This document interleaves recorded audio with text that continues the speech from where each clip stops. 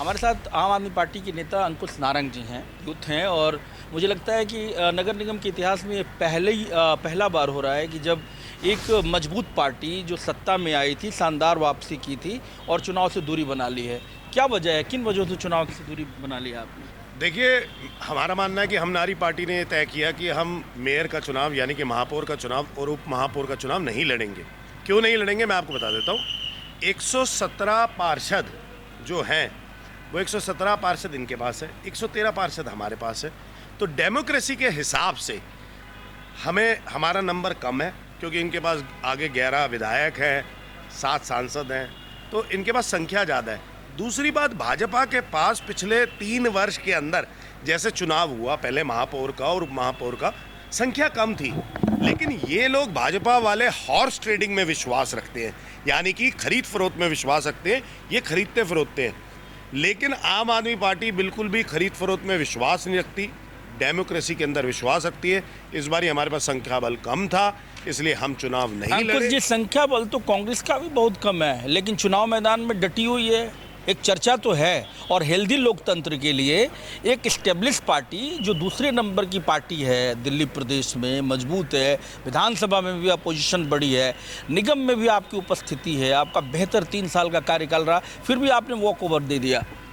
देखिए, walk over नहीं है। आप मुझे एक बारी आप बता दो ना, 113 प्लस हमारे 3 राज्यसभा के मेंबर्स 116 प्लस हमारे 3 विधायक 119 और 135। अब या तो हम अपनी संख्या पूरी करने के लिए खरीद फरोख्त करते, या फिर हम इस लोकतंत्र में विश्वास करके कि जिसके पास संख्या बल ज़्यादा है उस व्यक्ति को चलाना चाहिए।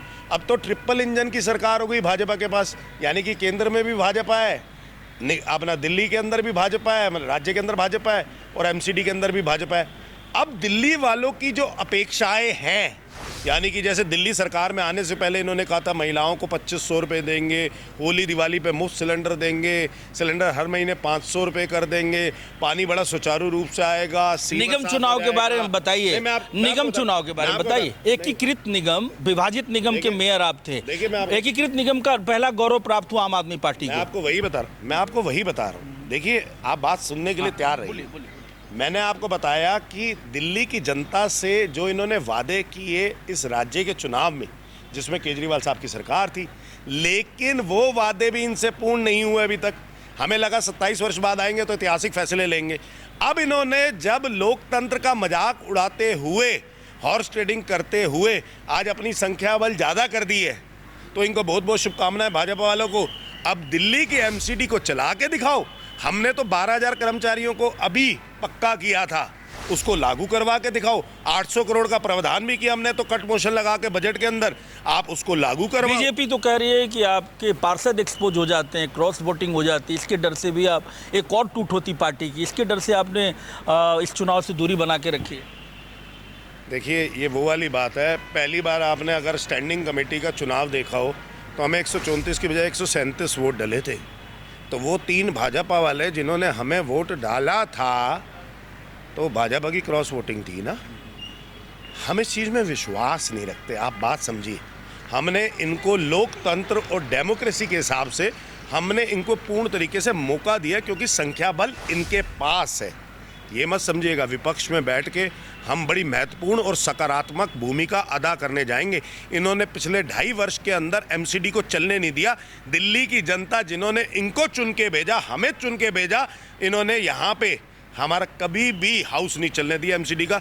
हम चला के दिखाएंगे आपको कि विपक्ष में बैठ के कैसे सकारात्मक तरीके से ये चलता है। अच्छा अंकुश जी, एकीकृत निगम का गौरव, मेयर बनने का गौरव आपकी पार्टी को पहली बार मिला मुझे लगता है, और पहली बार राजा इकबाल को मिल रहा है। पहले भी मेयर रहे हैं, लेकिन एकीकृत निगम का पहली बार मेयर बन रहा है। क्या लगता है कि वो मैच्योरिटी है इनमें, वो चीज़ें हैं जो आम आदमी पार्टी ने 3 सालों में जो अपना एक ट्रैक पे सैलरी को लेकर हो, कर्मचारियों की सैलरी जो अपडेट हुआ, वो लगता है कि कंटिन्यू रहेगा? देखिए, जब से हमारा संख्या बल कम हुआ है, आप ही सफाई कर्मचारियों से, आप तो पत्रकार हो, देखो आप तो रोज़ाना लोगों से बात करते हो, आप ही सफाई कर्मचारियों से पूछ लो क्या उनकी तनख्वाह समय से आ रही है? जब से दिल्ली की राज्य की सरकार बदली है अब उनकी तनख्वाह आ रही है? मेरे हिसाब से तो मुझे तो सारे सफाई कर्मचारी बताते हैं जो 1 तारीख को आती थी, अब वो 9-9 10 तारीख को आ रही है। बाबा बता रहे हैं पेंशन नहीं आ रही है उनकी। तो आप सोचिए कि ये मुझे लोग लगता है कि ये सिर्फ सत्ता भोगने के लिए आते हैं, सिर्फ कमाई के लिए आते हैं और ये सिर्फ लोगों के साथ विश्वासघात करते हैं, जनता के साथ विश्वासघात करते हैं। मेरी शुभकामनाएं इनको, दिल्ली की जनताओं की अपेक्षाओं पे खरा उतर के तो दिखाओ।